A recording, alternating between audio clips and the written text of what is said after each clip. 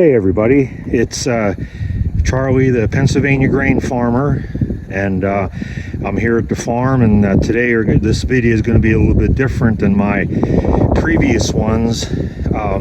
I had mentioned in an earlier video that I wanted my channel to be about my farm life and my journey on the farm, and part of that, especially in the winter, is hauling hay to my horse customers. So today I'm going to be doing that, taking about 95 or 100 bales to a horse stable about 30 miles away to a good customer of mine that has 30 or 40 horses there. So I thought I'd catch a little bit of video of that. What you're looking at right now is my utility trailer, which is obviously hooked to my pickup. This is a 16-foot utility trailer that I bought at a farm auction about 3 years ago, and man, I wish I'd had one sooner, because there's just so many things that I use it for, and it's opened up a lot of doors to hay and straw customers now that I can deliver, because some people want the hay or straw but don't always have a way to get it there. So for a little extra fee, I can do delivery now within a reasonable distance. So today I'm going to capture just a little bit of video of what this is like for me. So there's the trailer I'm going to be using, and we're going to be getting the hay out of our bank barn over there. One of my viewers recently asked about doing a video on the bank barn itself, which I will do.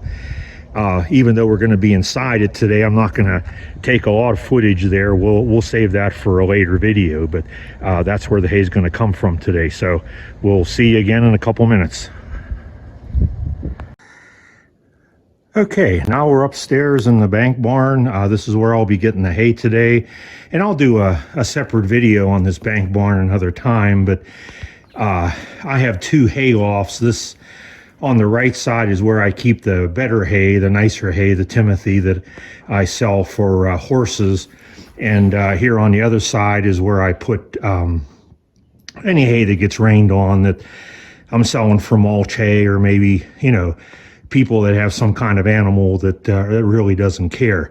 I use some of this upstairs for storage. I have an older model 43 John Deere corn sheller, PTO driven, that I used to use whenever I was raising pigs, and I was harvesting ear corn, and I wanted to shell that for them.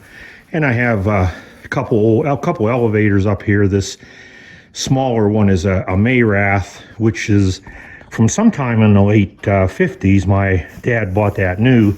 And then I also have this 36-foot John Deere. I don't know what model that is. I bought that in the early 2000s and brought it here because I had put up one much taller ear corn crib, and I needed this conveyor to be able to get the corn up in there. I also use this for putting oats in the barn, and I'll show you that in another video. But one thing I'll show you that I think is really neat, if you look up here closely in the peak of the roof, you'll see the trolley, and you'll see the 4-part hay hook that my dad used to use basically till about the mid-50s, till they got the baler and got this elevator. But that's up here. Back in 1991, when the Amish worked on this barn and replaced the roof and the outsides, the Amishman wanted to buy that from me in the worst kind of way, but I told him that's a family heirloom and that's going to stay right where it is. So I'm really kind of proud of that thing. So again, I'll do another video on this bank barn at a later date, but this is just a quick look at the upstairs where today's hay is coming from. Okay, we're now about a third of the way loaded here, and I wanted you to be able to see how I'm stacking it on this trailer. You notice on the bottom 3 layers I put a bale on each side, and then one bale lengthways up the middle, and then tie it together with the layer of 2 bales and then the 1 bale on top. And of course I'll be tarping this down, but that's what it looks like so far. I have quite a bit of experience stacking hay. I mean, up until the time I was 21, we usually baled 12 to 14,000 square bales a year, and I used to stack every bit of that on flatbed wagons, and they had to make it in from the field without being tied down and without falling off. So I do have a little experience at getting this done.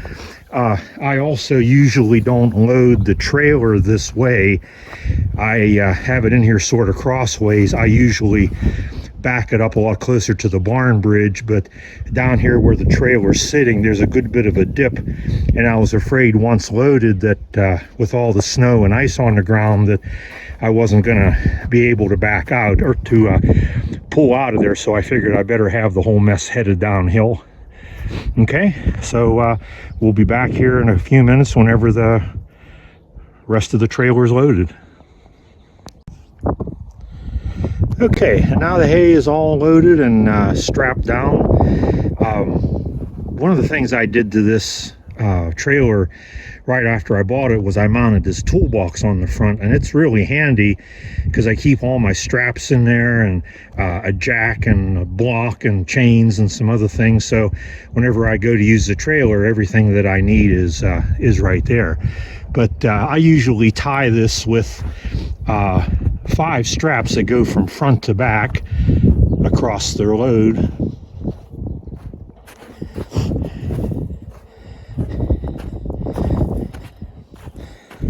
And you can see them a little better back here. I do have one strap on the back that goes side to side. I used to run the straps all from side to side, but over time I found that this way seems to make them a little bit more secure for me. Okay, so there's a completed load of 96 bales, and I'm going to be leaving here in a few minutes to head to the horse stable, which is about 35 miles away. I probably won't get any video while I'm on the road while I'm driving, because I don't want to be holding the camera and driving at the same time, and there's really not too much to see on the way anyways, but I'll try to get some video of the horse stable whenever I get there. Okay, here's a quick shot of the front of the horse stable. I'll have to go around the load to get a little more of it here, but it's fairly new, and it's a pretty big installation. This guy usually has 30 to 40 horses here, and what we do is, I'll get up on this on the trailer with the hay, throw it onto this little porch, and then he stacks it up there and keeps it out of the weather that way. So yeah, it's a pretty nice, pretty scenic looking place here. It's just, like I say, it's just a new installation, and he's just been getting started in the horse business, so I'm glad to have him as a customer.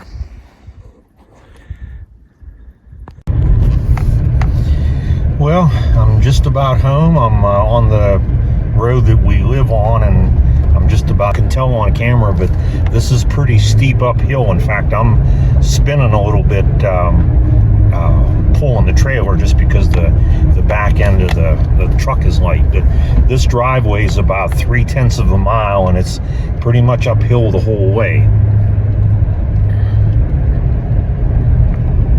And this is my sister's house over here on the left. I can tell you all kinds of stories about trying to make it up this hill in the wintertime before, I'd say before the 70s, before we had 4-wheel drive.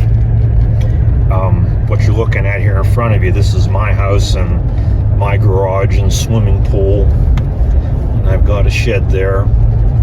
This is one of my cornfields here on the left, a 6-acre field. And there's my garage and house. We're just going around it. And then now we're coming up to my mother's house here on the left. That's the original farmhouse where she lives. And now we're coming to the farm, to the buildings themselves. Here's the pig pen. I don't have pigs anymore, but this is where I store my fertilizer because I still use bag fertilizer.